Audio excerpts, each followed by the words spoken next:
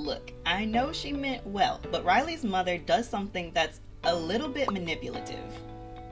Saying things like, "it takes a lot to make me angry," or "I almost never cry," are not the flex that they used to be. Actually, it might be the biggest sign that you are repressing your emotions. I mean, just look at Pixar's Inside Out.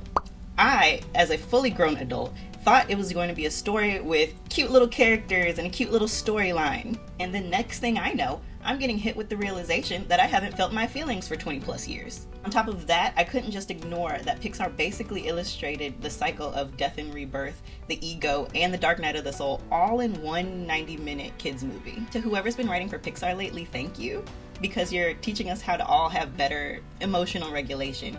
But also, please get your foot off our necks.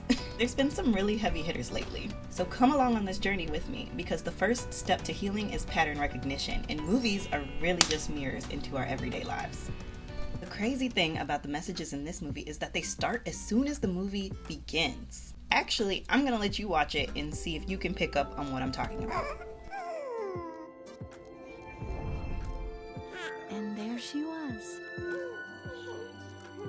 Hello, Riley. Oh, look at you. Aren't you a little bundle of joy? Right there. Did you catch it? Oh, look at you. Aren't you a little bundle of joy? In that moment, Riley's dad is establishing her ego identity. The core memory is created, and then it turns into one of her islands of personality.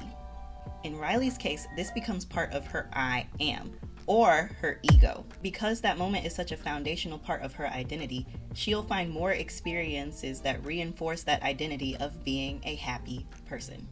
Even when the other emotions show up, you can see that all of Riley's islands of personality still are based off of happy core memories. I talked about the ego in my last video. You can watch it. It's about Eat, Pray, Love with Julia Roberts. I think it's Julia Roberts. Riley's got a pretty good life. If you ask Joy, her life is going perfectly. And that's because everything she's built her identity on is running smoothly. But then out of nowhere, Riley's parents pick up and move. I've moved a couple of times in my life, and for a kid, that's a traumatic event.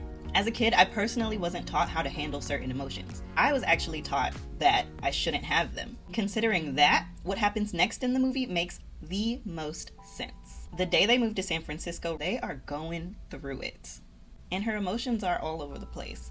But the subtlest thing happens. Just watch. Dad just left us. Oh, he doesn't love us anymore. That's sad. I should drive, right? Joy? Joy blocks sadness from touching the control panel and then takes What over. are you doing? On top of that, look at all the memories of the day. She has all those experiences and not one is blue. That tells me that Riley has begun to repress her emotions.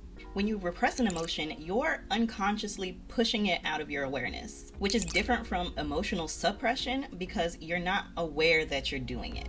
For example, if you're suppressing your emotions, you'd be like, someone did something that crossed my boundaries. It made me angry, but I'm gonna take a walk and deal with it a little bit later. Emotional repression happens when you're not really conscious of the fact that you're angry. So in that exact same situation, someone did something to cross my boundaries. I'm not sure how I feel about it, so I let it slide and I make a joke about it. I'm talking to all my people pleasers out there. So when you repress an emotion, you kind of sub one emotion for the one you're not feeling. And not only do you do that, but the emotion that you should have felt starts to sneak out, like when sadness starts acting out. When you touch them, we can't change them back. Oh, I know. I'm sorry. Something's wrong with me. It's like I'm having a breakdown. When Riley's mother came into her room that night after they moved, what would have been healthiest for her would have been to express her sadness. And she almost did. But Riley's mother does something that's a little bit manipulative. As she tucks Riley into her sleeping bag, she thanks her for staying their happy girl during the move. And if her and Riley could keep smiling, it would help Riley's dad through all of this. Even her emotions are like, well, we can't argue with mom. Look, I know she meant well, but at the end of the day, it's not Riley's job. This interaction is very small, but it reinforces her ego identity. And that is what triggers Joy to go into overdrive. During Riley's first day at school, Joy makes Sadness stand in a circle and read books. which is very obviously not her job. Because sadness is being repressed again, she acts out, touches a memory, and makes Riley cry in class, which for anyone at 11 years old would be mortifying, as it is for Riley, and it creates her very first sad core memory.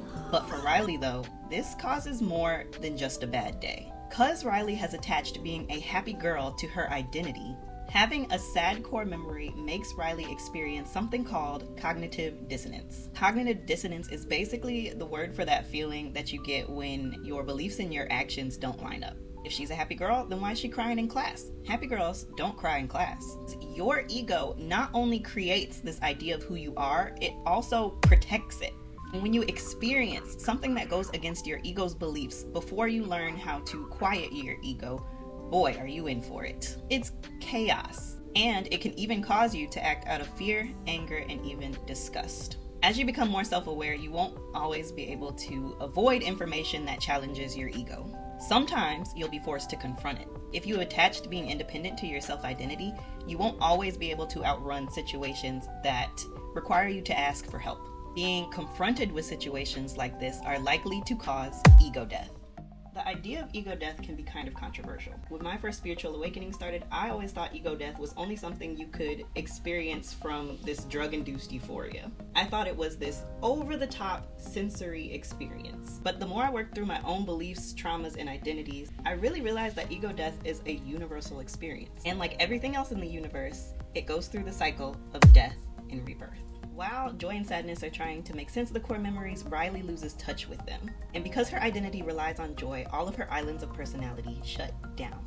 Those who are conscious of their spiritual development call this the dark night of the soul. One by one, Riley's islands of personality fall because she's no longer able to connect with the foundation that they were built on. These life events that cause big emotional changes are usually what trigger your dark night of the soul, which can cause it to be some of the most painful and disorienting times of your life. It's a spiritual depression that can make you feel like you've hit rock bottom. You begin to lose faith in everything that you once knew. Once you're in the dark night of the soul, there's no way to positively think yourself out of it. It's meant to teach you what you've been repressing, what you need to release, and what you've been attached to that's not in line with your authentic self. It's meant to teach you how to balance your darkness and your light. While Joy and Sadness are trying to get back to headquarters, Joy tries to leave Sadness behind. Joy is willing to make that sacrifice because she wants Riley to be happy. But what Joy doesn't realize is that Riley doesn't need to be happy. She needs to be human. At the same time, in headquarters, something super subtle but extremely important happens. Anger suggests running away, but watch what happens let's next. do it.